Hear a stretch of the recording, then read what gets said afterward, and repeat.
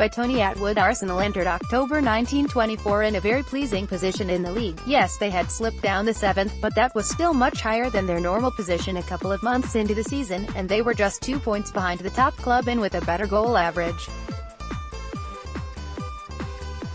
1 Birmingham City 1-2-7-2-3-1-1-1-1.000 16-2 Huddersfield Town 1-1-5-5-1-1-6 6-2.667 Notts County 1-2-6-3-3-1-3-7.85-7 West Bromwich Albion 1-2-6-3-3-1-4-9-1.5-5-6 Sunderland 1-1-6-2-3-2-1-1-1-909 Manchester City 1-2-6-2-4-2-7-191.42-1 Arsenal 1-2-6-2-4 12-11 1.09 114 Barry 1-2-4-6-2-18-18 1.000 Liverpool 1-1-5-3-3-1-9-141.357 Aston Villa 1-2-3-7-2-19-161.188 However, despite this improvement in form, the club was not resting on its laurels, and the local paper was not giving up on running a constant stream of occasionally quite ill-informed criticism of the management. Sometime on or shortly after the 29th of September, Arsenal made an offer to Preston North End of £4,500 plus Bob Turnbull, who had been transmuted from a full-back to a centre-forward. In return for Preston's and England's forward Tom Roberts, he had scored 118 goals in 199 games. But Arsenal either didn't offer enough or North London did not appeal for. Instead of joining Arsenal, on the 2nd of October Roberts signed for Burnley, wherein he scored 28 in 49 games before moving back to Preston.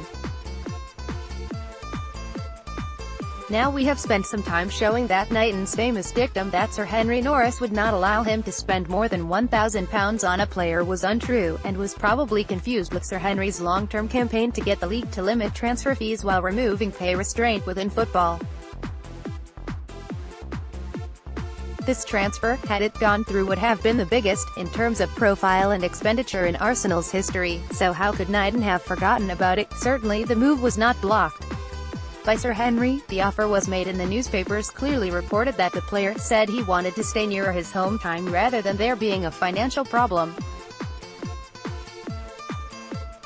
As the story was breaking, however, the Islington Daily Gazette continued its attack on Knighton's selection policy, coming back to the issue of Hayden, who had played for the reserves the previous weekend rather than in the first team. The argument was put that the management always chose to play players out of position rather than bring forward reserves who were doing well in the combination.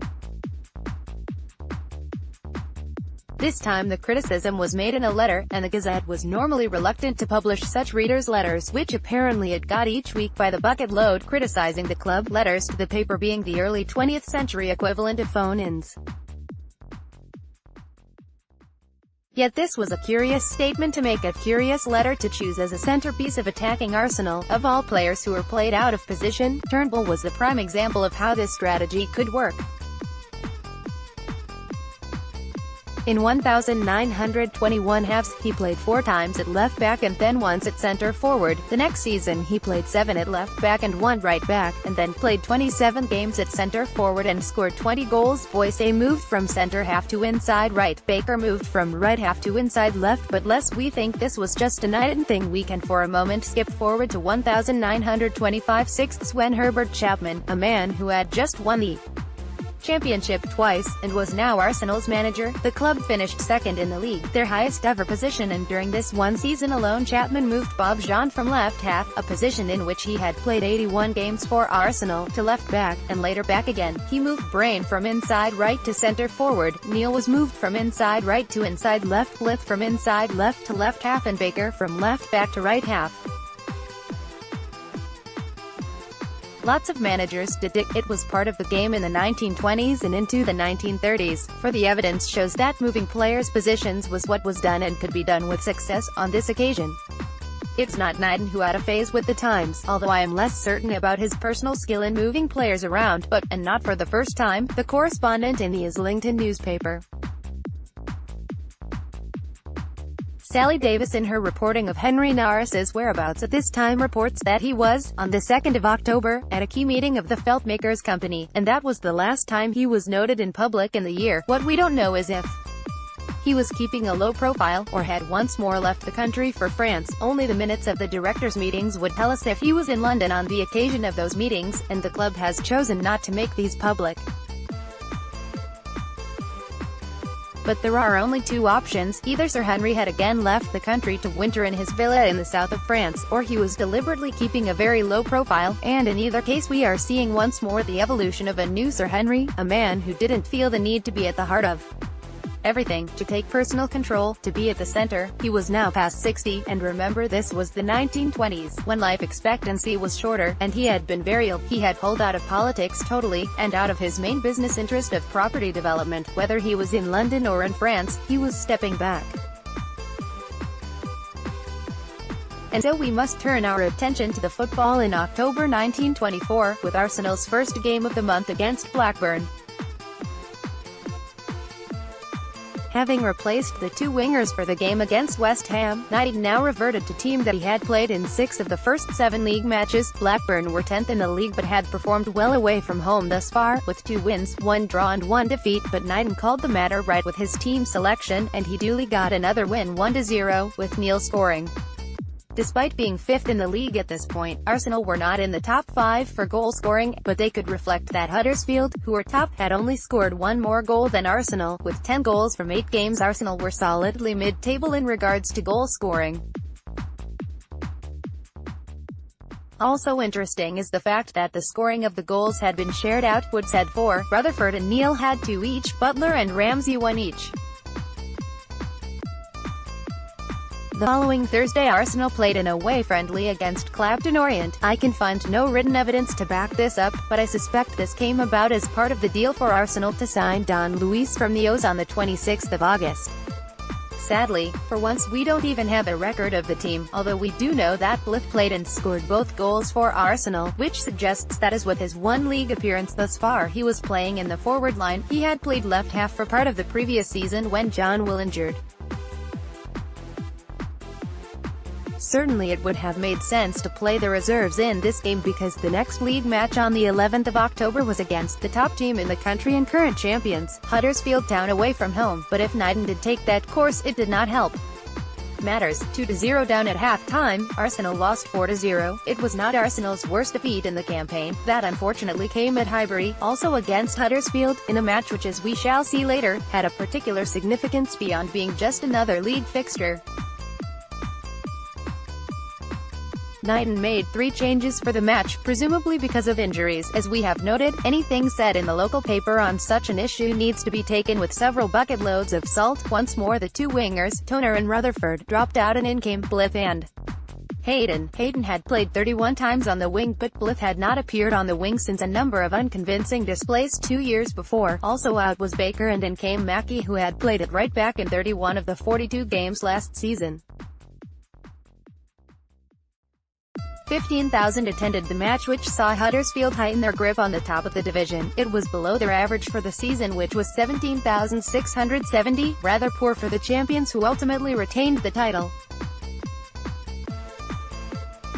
Apart from the myth of a newly reborn Arsenal under Knighton being seriously questioned in the light of recent results, there was concern that, in the last 3 games Arsenal had scored 1 and conceded 5. Indeed, the 3 defeats and 2 wins in the last 5 league games was more in keeping with the results generated in previous seasons than that of a newly reborn Arsenal in 1924 fifths. But still, Huddersfield were the champions, and the league leaders, and next up was a home game with a less formidable opposition, Bury. Arsenal were 8th and Bury were 14th going into this game, Bury not having won a single one of their 5 away games thus far, but they changed that around, beating Arsenal at Highbury 1-0, despite Knighton reverting to his original 11, who had won 4, drawn 1 and lost just 1 of the opening 6 of the season. The Bury match was even more disappointing than that single result, in that it was the start of a run of 3 successive home league games for Arsenal, having ditched the plan of playing the same team home and away in successive matches. The fixture committee had not yet found a way of balancing home and away games under the new approach.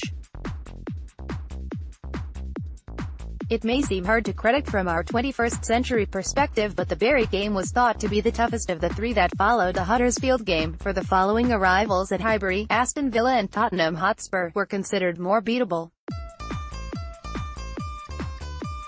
40,000 turned up for the next game on the 18th of October against Villa, which saw Turnbull come back at centre forward. Butler, playing as always at centre half, got the goal.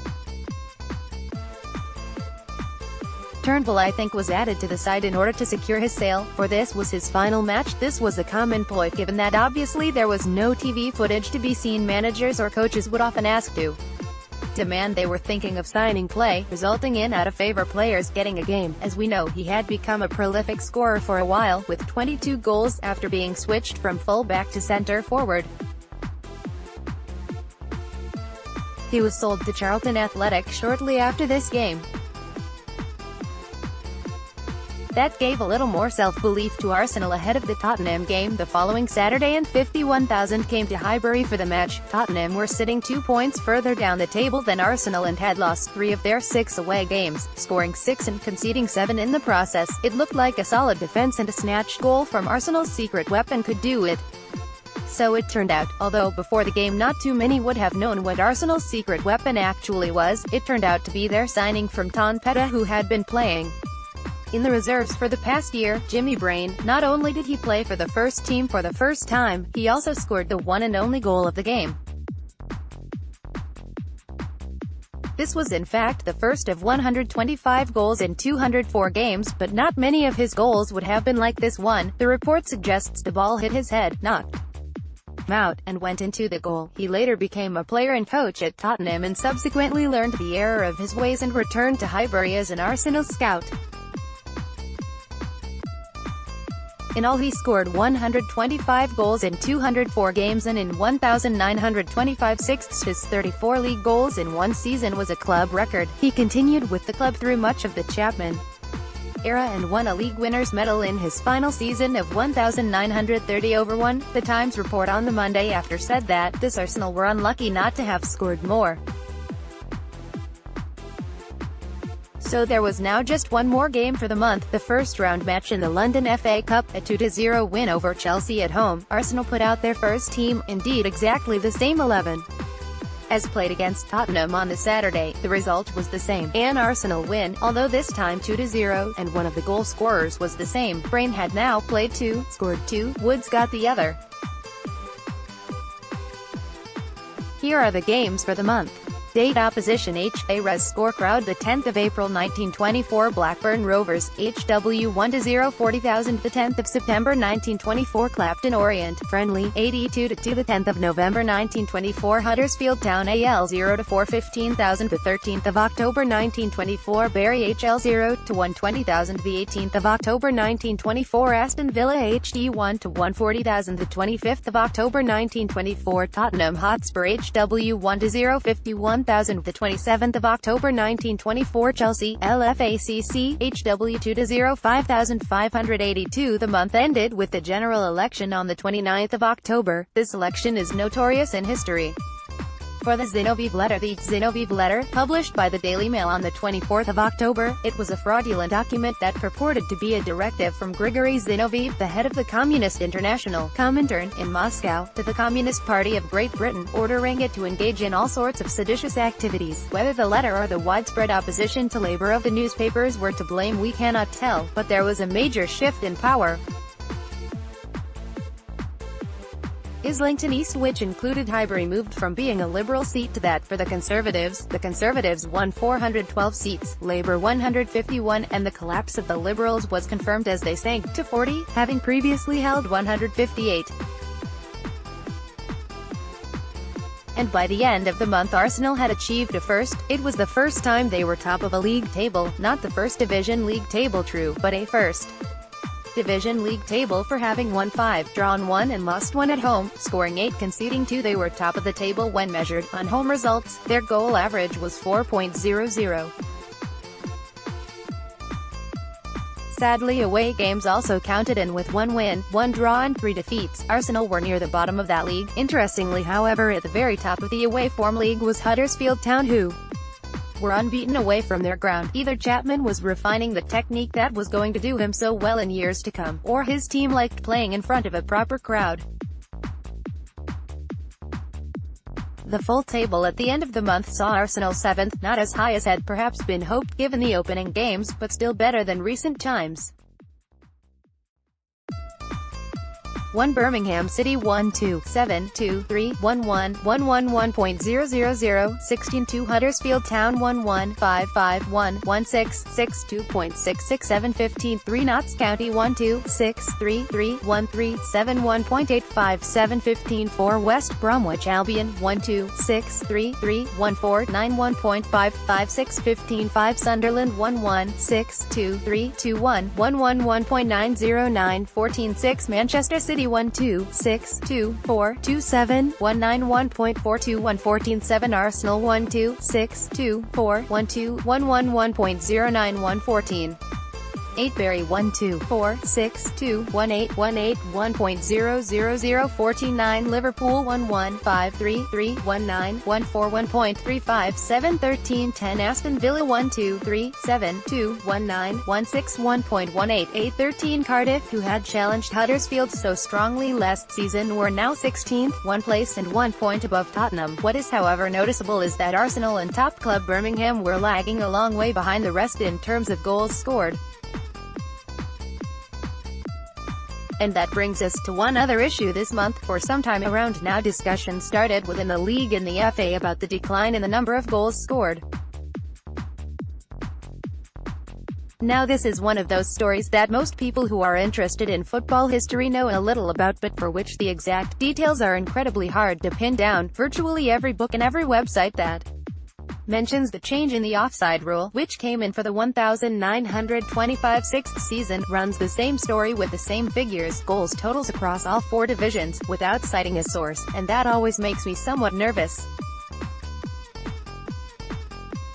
We do however know a couple of things for sure. Rules have, since 1886, been made by the International Football Association Board, which first met on the 2nd of June that year. It consisted of the football associations of England, Scotland, Wales and Ireland. Each had a vote, and I think, judging from what I have read, so they needed 3 of the 4 to vote in favor of a change, although I can't find anything that confirms that for certain. It clearly was either that, or a unanimous decision. When FIFA was formed in 1904, it agreed to abide by the rules of IFAB. FIFA finally joined IFAB in 1913 and had equal votes with each of the 4 original nations, which meant that the 4 British nations could pass a law change that FIFA didn't like. That voting arrangement lasted until 1958. And at this moment there was this discussion concerning the fact that the leap in crowds post-war had been lost and crowd numbers were going to below the 1913-14 level, the last full season the First World War took its effects. In the table below we look at the goals conceded by Newcastle, the team who were considered to be the most adept at using the current 3-man offside rule, compared with the goals conceded by the club that came third that season, alongside the goals conceded by the club that came third from bottom, thus just missing relegation by 1 place. The final column shows the average Division 1 crowd for the season. Newcastle third, club third from bottom, Avenue Div 1 crowd 1905 6th asterisk 48 4th 53 52 57 71 78 13,420 and 1910 11th asterisk 43 8th 47 48 53 71 78 16,154 and 1913 14th asterisk 48 11th 53 60 66 70 77 21,979 and 1919 20th 39 8th 51 77 24,036 and 1922 23rd 37 4th 32 70 23,213 and 1924 25th 42 6th 34 58 21,609. Now one of the great abilities of football in England is that of administrators, managers, and journalists to seize on one explanation for a changing situation and come up with the idea that, if we just do X everything will be okay. Life is never like that, but it doesn't stop people from imagining it is so. A number of reports suggest that some clubs had worked out the tactic of catching the opposition offside with a great deal of success, and Newcastle is often cited as the past masters of this technique of moving the defence up to the halfway line as the opposition started an attack. One way to check this is to look at Newcastle's total number of goals conceded across the years starting in 1905-06 when the league was increased to 20 clubs, and also look at a few other clubs. I have chosen the clubs that came third from the top and third from the bottom of the first division. For clubs that come top or bottom often do so having outstandingly good or bad seasons, and are thus not representative of the league as a whole. Newcastle third club third from bottom Avenue Div 1 crowd 1905 sixth asterisk 48 fourth 53 52 57 71 78 13,420 and 1910 11th asterisk 43 8th 47 48 53 71 78 16,154 and 1913 14th asterisk 48 11th 53 60 66 70 77 21,979 and 1919 20th 39 8th 51 77 24,036 and 1922 23rd 37 4th 32 70 23,213 and 1924 25th 42 6th 34 58 21,609 and 1926 27th 58 1st 70 90 22,881 and 1929 30th 72 10th 81 80 22,647 and 1932 33rd 63 5th 68 96 20,175 until 1915 clubs played 38 games a season. These are marked with an asterisk. Thereafter the number was 42 per season. To adjust for this, the number of goals the clubs would have conceded in a 42-game season, assuming the average continued as given in square brackets. So in the first column we can look at the goals conceded by Newcastle, the prime exponents of the offside law. Weakened this had dropped considerably after the First World War, but after 1924 fifths with the new law in place, they let in many more goals, despite winning the league in 1927. Similar patterns are observed by the third placed, and third from bottom club. I have ignored the season 1925 sixths immediately after the change of the rule, since obviously in that year clubs would have been adjusting to the new rule, and there could be large differences depending on the astuteness of the players and manager. I've therefore jumped to 1926-27. I also deliberately ignored 1914-15, which was mostly played in wartime, as clubs in different parts of the country lost greater or lesser numbers of players depending on circumstances. Thus, we have 3 seasons before the war, 3 seasons post-war before the change, and 3 seasons after the change which we can compare. In each case the law change had its effect. There were many more goals. So all that looks like a grand success for the scheme, but, for there is always a but, the aim of the law change was to attract more people to football, and although there was a rise in the average crowd at first, by 1932 thirds that had vanished, and at no time did attendances get back to anything near the level achieved in 1920-21. Pulling the various factors together, we might assume that there was a huge surge in attendance figures in 1919-20 and 1920/1 as men returned from war service, but it was not the excitement of goals that then made them subsequently turn away, for when there were more goals, they didn't come back.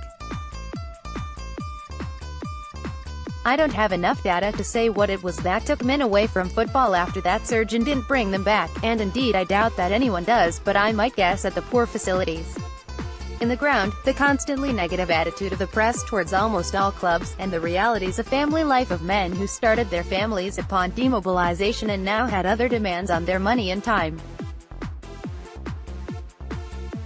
However, another view has been put forward, that following the law change midfielders began to play long balls between the 2 defenders at the back, making the wingers more attacking players than mere ball crossers. This, it is said, combined with the move to introduce the center half as a central fullback, made for more negative football. Personally, I really can't see this argument as valid. Clubs were experimenting with the third fullback for several years before 1925, and the notion that Chapman was the first to introduce the plan at Arsenal is not supported by the facts.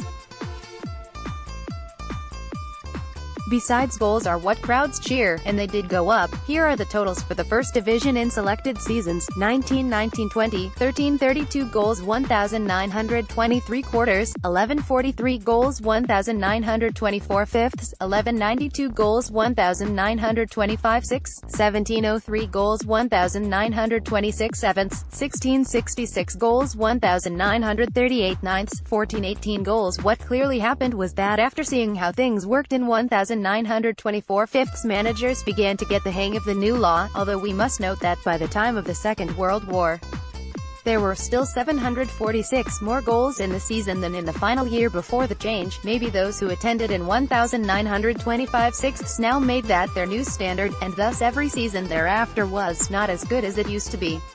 There is more to be said about this major change in the law, and I'll come back to it at the appropriate moments during the season. We are currently evolving this series on Henry Norris at the Arsenal. The full index to all the articles is here. This index is updated as each new article is published. Perhaps the most popular element in the Norris story is that of Arsenal's promotion to the First Division in 1919. The most complete review of this, which puts right the numerous misunderstandings of the events of that year, appears, and most importantly cites contemporary articles and reports, such as the minutes of the FA meeting where the promotion was confirmed, and the reports in local papers thereafter, is set out below in these articles. After that there is a complete index of all the articles in the series in chronological order. The preliminaries, the voting and the comments before and after the election, the second libel exposing the second libel against Henry Norris, the summer of 1920. The third allegation, the fourth allegation, did Henry Norris really beg Leslie Knighton to stay and offer him the hugest bonus ever, and if so, why were there no new players?